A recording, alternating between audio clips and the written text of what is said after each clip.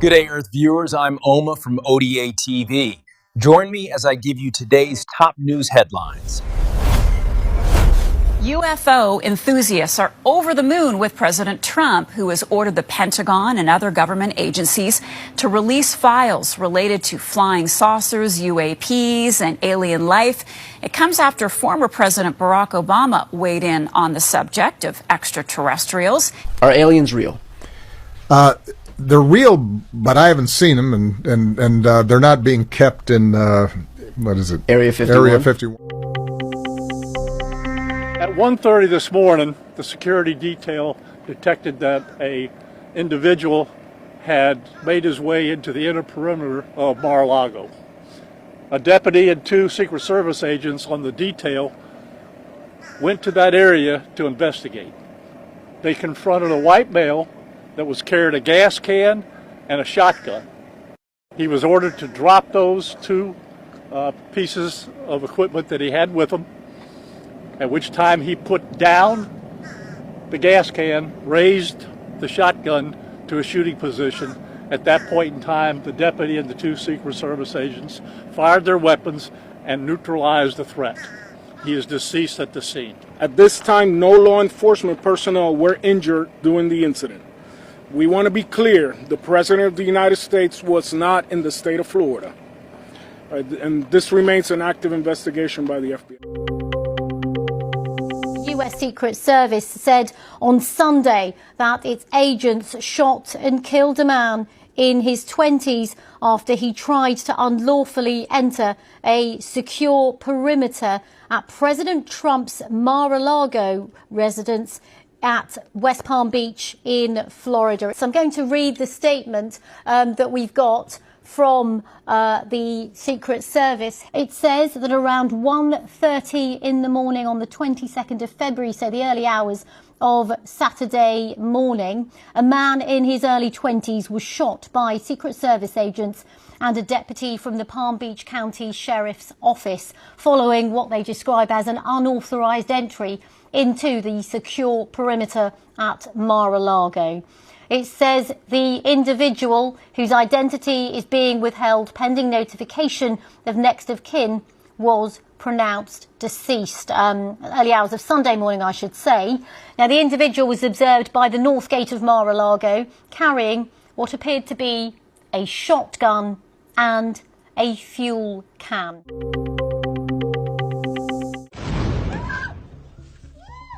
This is the aftermath of what Ukrainian officials are calling a terrorist attack. A twin blast which left at least one person dead, a 23-year-old police officer, and more than 24 wounded.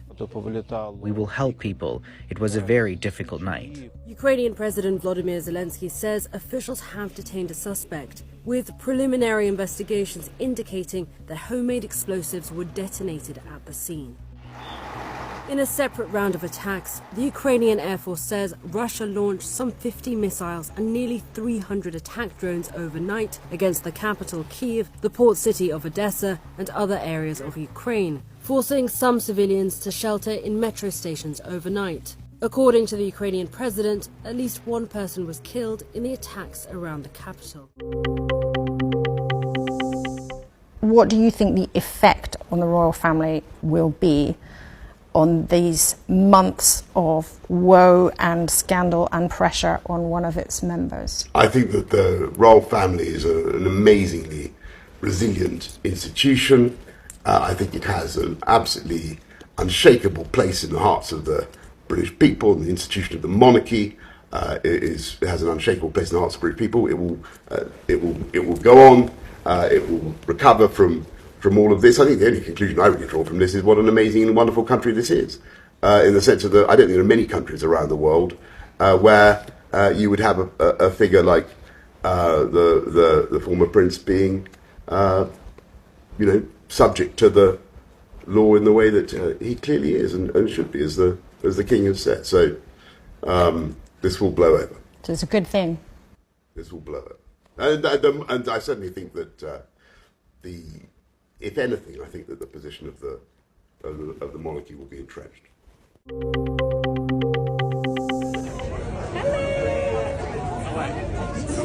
Hello.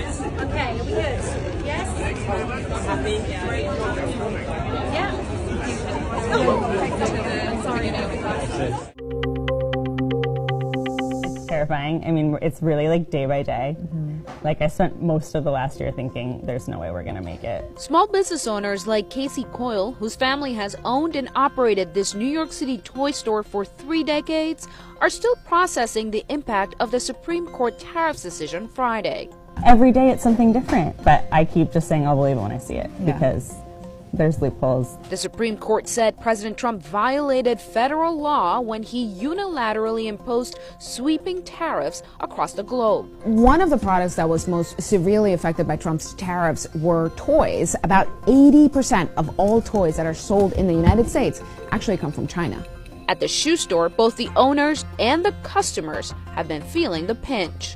More than 2 billion pairs of shoes were imported into the United States in 2024. That accounts for 99% of all shoe sales in the United States. I absolutely have heard customers come in asking me questions like, oh, have all these prices been increased? So we are hearing a lot of questions, so you know it's on the customer's mind. We're still going to have to do business the same way that we have been. We're still going to have to make conscientious choices about our buying, keeping our customers at the forefront of our mind. At the end of the day, there can always be more tariff.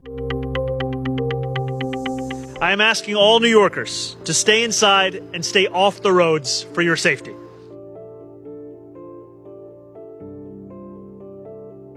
We are now expecting between 13 to 17 inches of snow, but there is a slight chance we may see up to 20 inches, if not more.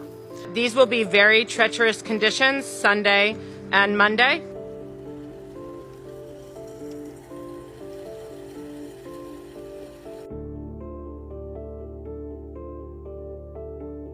Ahead of this storm, our agencies have made several changes to enhance our storm preparedness and service citywide.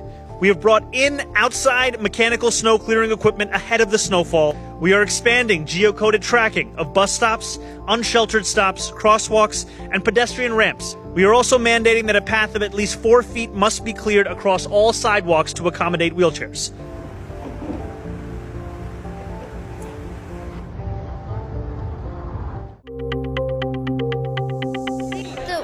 With acting, it's not about like thinking about how hard it was, it's about thinking about how it was to play the character, just like the emotions of it, you know, and you have to really feel the emotions. So I don't think it's necessarily like specifically hard.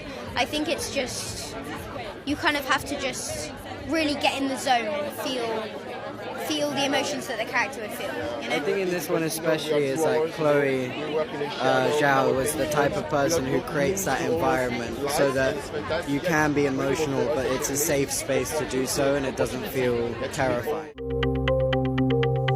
I've been so delighted with people's reactions to it. They really relate to it and have thoroughly enjoyed it, and they've enjoyed it in the cinema. And you can get it on sticks for free. So it's amazing that they're paying 15 quid to watch it in the cinema. And for some reason they all take their mums. I've not quite understood why you would want to take your mum to a film about Tourette's. But hey, it says a lot about mums, I guess. I think actually I think you get stressed because of the fear of the unknown. So when you're waiting to see if you're won, you've got to get up and make a speech. That's terrifying. I mean, at least for me, I know what I'm going to say, mostly. So it's not, we've sort of rehearsed it a bit. So it's just scary, just because it's a scary thing to do. I think actually it's more terrifying. And the worst thing is when you don't think you're going to win and you're quite happy with that. And then you don't win and then everyone pities you for not winning. That's the worst. Thanks for watching. Please subscribe.